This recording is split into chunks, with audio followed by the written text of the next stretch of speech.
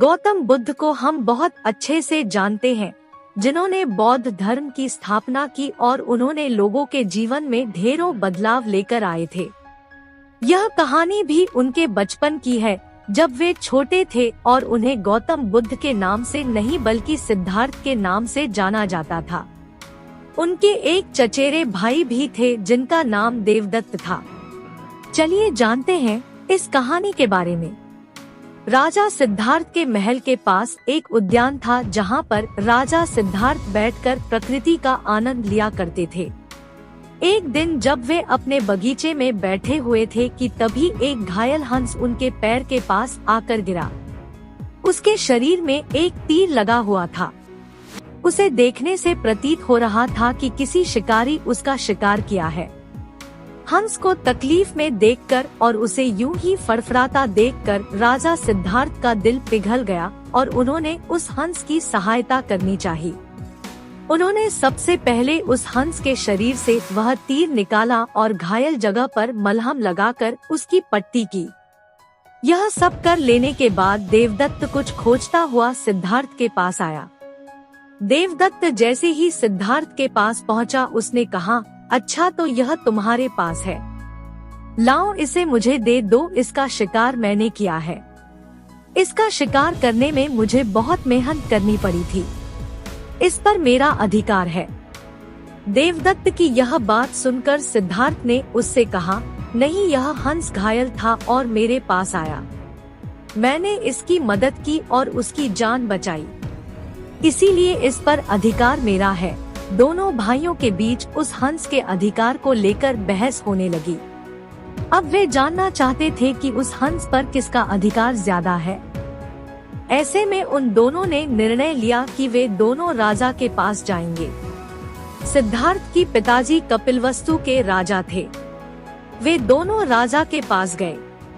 राजा के पास पहुंचते ही देवदत्त ने सबसे पहले कहा, महाराज, इस हंस पर सबसे ज्यादा अधिकार मेरा है, क्योंकि मैंने इसका शिकार किया है। इस वजह से आप सिद्धार्थ से कहिए कि वह यह हंस मुझे दे दे। जैसे ही देवदत्त की बात पूरी हुई, तब राजा ने दोनों को शांत किया और फिर उनसे पूछा कि पूरी बात क्या है। ऐसे में सिद्धार्थ ने राजा को पूरी बात बताई और उनसे बोला, पिताजी, बात यह है कि इस हंस का शिकार देवदत्त ने किया था, लेकिन यह हंस घायल होकर मेरे कदमों के पास आ गिरा। इसे घायल देखकर मैंने इसका इलाज किया और इसे ठीक किया। अब आप ही बताइए कि इस हंस पर सबसे ज्यादा अधिकार मेरा है। राजा ने इस मामले पर अच्छे से विचार किया। विचार कर लेने के बाद उन्होंने सभा में सबसे एक बड़ी बात कही, और वह बात यह थी कि मारने वाले से ज्यादा बचाने वाला का अधिकार सबसे ज्यादा होता है। इसीलिए इस हंस पर सबसे बड़ा अधिकार सिर्फ और सिर्फ सिद्धार्थ का है, क्योंकि उसने उस हंस को मारा नहीं बल्कि उसे घायल देखकर उसका इलाज किया और उसकी जान बचाई। राजा के ऐसा कह लेने के बाद देवदत्त को बात अच्छे से समझ आ गई। वह भी जान चुका था कि मारने वाले से ज्यादा बचाने वाले का अधिकार सबसे ज्यादा होता है। इस कहानी से हमें समझ में आता है कि मारने वाले से ज्यादा बचाने वाला बड़ा होता है और उसका अधिकार भी मारने वाले से ज्यादा होता है। इसीलिए हमें भी दूसरों की मदद करनी चाहिए और परेशान लोगों की सहायता करनी चाहिए।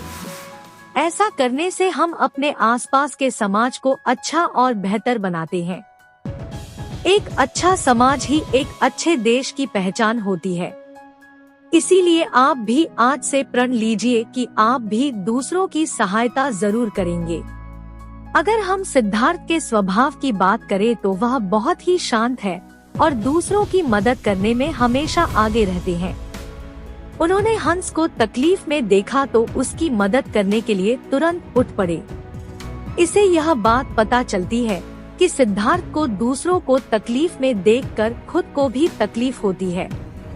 अगर हम देवदत्त की बात करें तो वह एक लड़ाकू बालक था जिसमें सब्र की कमी थी।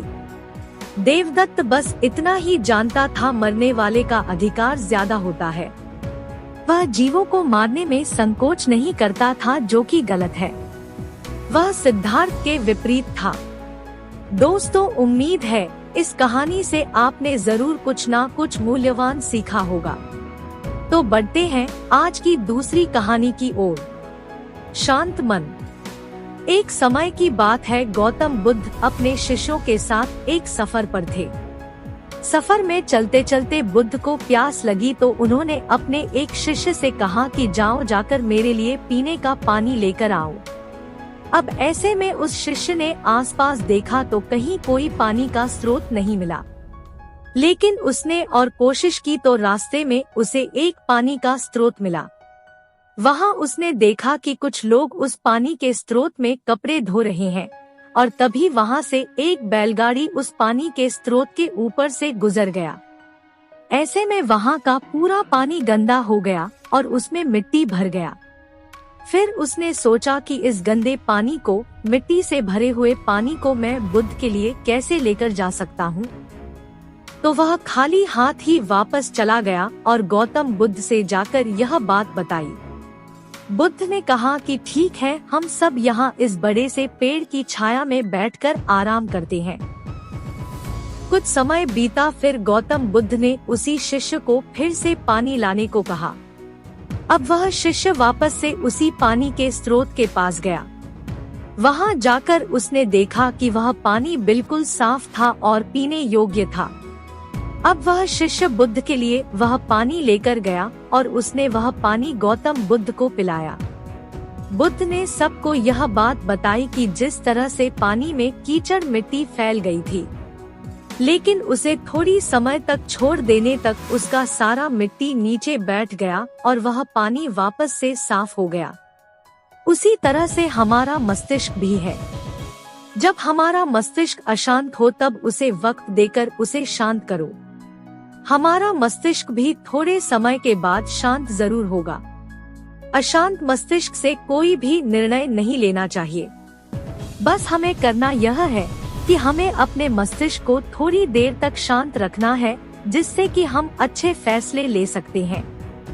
अशांत मस्तिष्क से लिए हुए फैसले हमेशा गलत होते हैं। हमें हमेशा शांत मस्तिष्क के साथ ही कोई निर्णय लेना चाहिए, जिससे कि गलतियां होने की गुंजाइश कम हो जाती है।